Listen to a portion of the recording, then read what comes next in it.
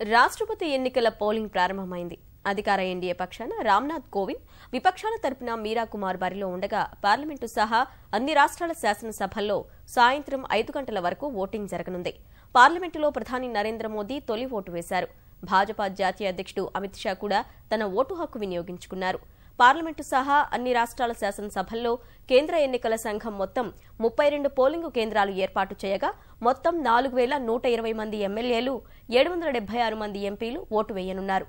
ప్రాధాన్య ఓటు పద్ధతికి electronic voting యంత్రాల్లో అవకాశం లేనందున రాష్ట్రపతి ఎన్నికల్లో ఈవీఎంలకు బదులు సంప్రదాయ బ్యాలెట్ పత్రాలనే ఈసీ వినియోగిస్తోంది.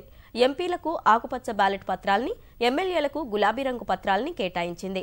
వీటిపై ఓటు వేసేందుకు తామిచ్చిన ప్రత్యేక మార్కర్ను మాత్రమే ఉపయోగించాలని ఎంపీలు, ఎమ్మెల్యేలు తమ సొంత పెన్నులు తీసుకురాకూడదని స్పష్టం చేసింది. ఎవరికి ఓటు వేయాలన్న దానిపై పార్టీలు విప్ జారీ చేయడానికి వీల్లేదని ఈసీ తేల్చి చెప్పింది. సాయంత్రం 5 గంటలకు పోలింగ్ ముగిశాక బ్యాలెట్ పెట్టెలన్నింటినీ ఢిల్లీకి తరలించి ఈ నెల 20న ఓట్లు లెక్కించనున్నట్లు కేంద్ర ఎన్నికల సంఘం తెలిపింది.